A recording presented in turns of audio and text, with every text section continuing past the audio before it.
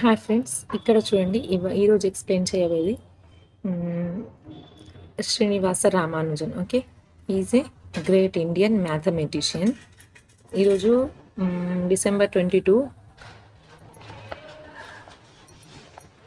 ఈ రోజుని మనం నేషనల్ మ్యాథమెటిక్స్ డేగా జరుపుకుంటాం. ఎందుకు జరుపుకుంటామంటే శ్రీనివాస రామానుజన్స్ బర్త్డే రోజున మనం నేషనల్ మ్యాథమెటిక్స్ డేగా జరుపుకుంటాం.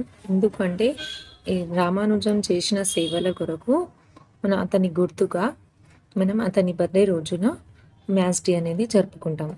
సో ఇక్కడ చూడండి, కొన్ని మనకు శ్రీనివాస రామానుజం యొక్క హిస్టరీ చాలా ఇంపార్టెంట్. ఇది మనకు డిఎస్సి మ్యాథమెటిక్స్ ఎస్ఏ వాళ్ళకు కూడా ఇంపార్టెంట్, మరియు ఎస్డిటి వాళ్ళకు కూడా పెడగాగిలో మ్యాథమెటికల్ యొక్క హిస్టరీ ఇచ్చినప్పుడు మ్యాథమెటిషియన్ యొక్క డీటెయిల్గా కూడా అడిగే ఛాన్స్ ఉంటుంది. కాబట్టి ఈ విధంగా వీళ్ళ గురించి డీటెయిల్గా అనేది మనం చూసుకోవాలి. ఇది మన స్కూల్ టెక్స్ట్ బుక్లో ఇచ్చిన 9th క్లాస్ టెక్స్ట్ బుక్లో శ్రీనివాస రామానుజన్ గురించి ఇచ్చిండ్రు. అది నేను ఎక్స్ప్లెయిన్ చేస్తున్నాను. ఓకే, చూడండి. ఇక్కడ రామానుజన్ అనే బాలుడు ప్రఖ్యాత గణిత శాస్త్రజ్ఞుడు ఎలా మారాడు. ఓకే, ఇతను మొత్తం హిస్టరీ ఉన్నది చూడండి. శ్రీనివాస రామానుజన్ కొత్త విషయాలు నేర్చుకోవడంలో ఆసక్తి ఎప్పుడూ కోల్పోలేదు. చిన్నతనంలోనే తన ప్రతిభ ఆలోచనలతో తోటి స్నేహితులను, పెద్దవారిని, ఉపాధ్యాయులను ఆశ్చర్యపరిచేవారు.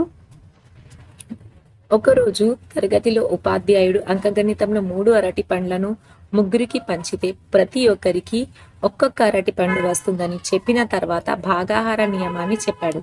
రామానుజన్ వెంటనే, సార్, ఏ ఒక్క అరటి పండును ఏ ఒక్కరికి పంచకపోతే ఏమవుతుంది అని ప్రశ్నించాడు. అంటే 0ను 0చే భాగిస్తే ఏమవుతుందనే భాగాహార లోపాన్ని ఎత్తి చూపాడు. ఓకే, మనం ప్రతి సంఖ్యను ఓకే 2/2 చేస్తే మనకు 1 వస్తుంది, 3/3 చేస్తే 1 వస్తుంది.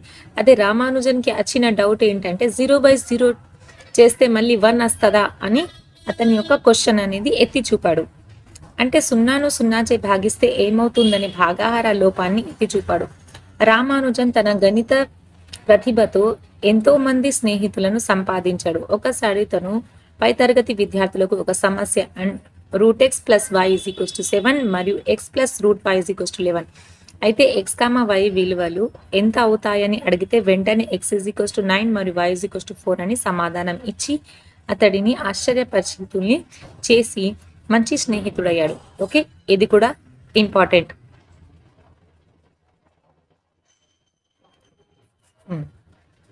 పాఠశాలలో చదువుతున్న రోజులలో పాఠశాలలో ఇచ్చే ఇంటి పని పూర్తి చేయడంతో పాటు తనకు ఇష్టమైన గణితంలో అనేక అమరికలను, ఆవిష్కరణలను చేసేవాడు. ఫర్ ఎగ్జాంపుల్ చూడండి, ఇక్కడ ఈ టైప్స్ ఆఫ్ ఎక్స్పెరిమెంట్స్ అనేవి రామానుజన్ చేశారు.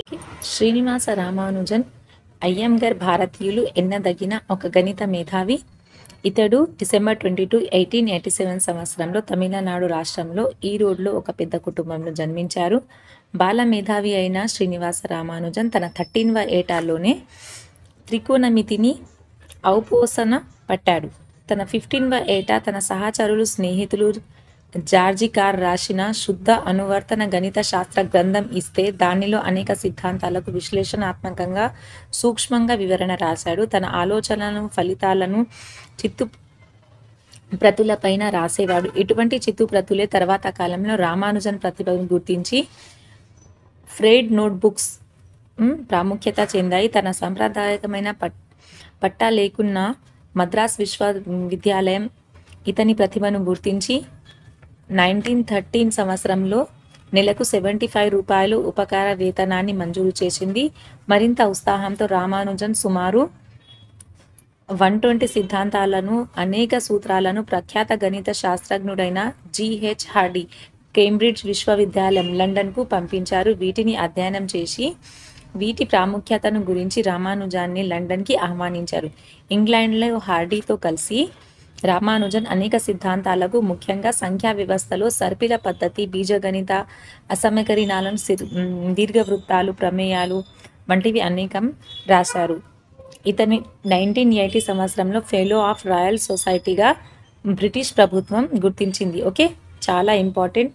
మన ఇండియన్ నుంచి first member fellow of Royal Society దక్కినది. Okay, fellow of Trinity College, Cambridge కాలేజీలలో ఎంపికైన మొదటి భారతీయుడయ్యాడు.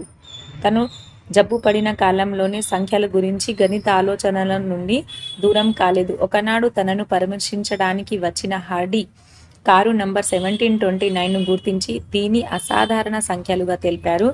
దీనిని 2 ఘనాల మొత్తంగా 2 విధాలుగా రాయగలిగే అతి చిన్న పూర్ణ సంఖ్య అని చెప్పాడు. 1721 is equals to 1 cube plus 12 cube that is equals to 9 cube plus 10 cube. చాలా ఇంపార్టెంట్. ఇది 1729 అనేది రామానుజన్ యొక్క సంఖ్య అని మనం గుర్తించవచ్చు. దురదృష్టవశాత్తు క్షయవ్యాధి సోకిన 26 ఏప్రిల్ 1920 సంవత్సరంలో మద్రాసులో తొలి శ్వాస విడిచారు. భారత ప్రభుత్వం రామానుజన్ గణితం చేసిన అమోఘమైన సేవలు గుర్తించి అతని పేరున తపాలా బిళ్ళ ముద్రించడమే కాకుండా అతని 125 జయంతి సందర్భంగా 2012 సంవత్సరాన్ని గణిత సంవత్సరంగా ప్రకటించింది. ఇక్కడ బుక్లో కూడా చూడండి, ఇంపార్టెంట్ పాయింట్ వైజ్గా రాసినది చూడండి. జననం, మన జన్మ ప్రదేశం, ఓకే, రామానుజన్ యొక్క నెంబర్, జీవితకాలం, పరిశోధనలు, ఓకే, పరిశోధనలు important, magic square, continued fractions, prime numbers, elliptic integrals, mock theta functions, okay, పొందిన గౌరవాలు, fellow of the Royal Society, fellow of the Trinity College, okay, ఇది ఇంపార్టెంట్. ప్రవేశపెట్టిన భావనలు, Goldbach conjunction, okay, important, చాలా important. సమున్నత సంఖ్యలు, highly composite numbers. Goldbach conjunction అంటే ఏంటిది చూడండి. ఇక్కడ 2 కంటే పెద్దదైన ప్రతి సరి సంఖ్యను 2 ప్రధాన సంఖ్యల మొత్తంగా రాయగలం. ఫర్ ఎగ్జాంపుల్ 2 ఉంది. 2ని ఏ విధంగా రాయొచ్చు? 2 + 2. ఈ 2 + 2, 2 రెండు కూడా ఏంటిది మనకు ప్రధాన సంఖ్య. 8ని 5 + 3గా రాయొచ్చు. 5 మరియు 3 ఏంటి మనకు ప్రధాన సంఖ్యలు. 6ని ఏ విధంగా రాయొచ్చు? 3 + 3. 3 అనేది ఏంటిది మనకు ప్రధాన సంఖ్యలు. ఓకే, ప్రతి సరి సంఖ్యను 2 ప్రధాన సంఖ్యల మొత్తంగా రాయొచ్చు.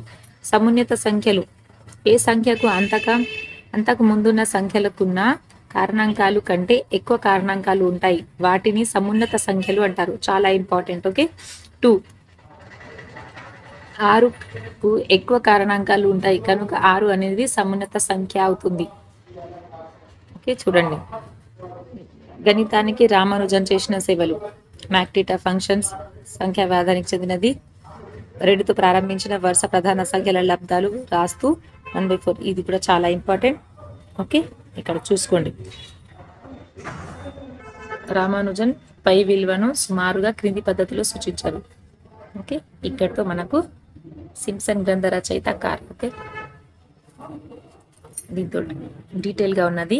1కి 2 సార్లు చూసుకోండి, మనకు క్వశ్చన్ అనేది అడిగే ఛాన్స్ ఉంటుంది. ఓకే, టెట్లో మరియు డిఎస్సిలో కూడా.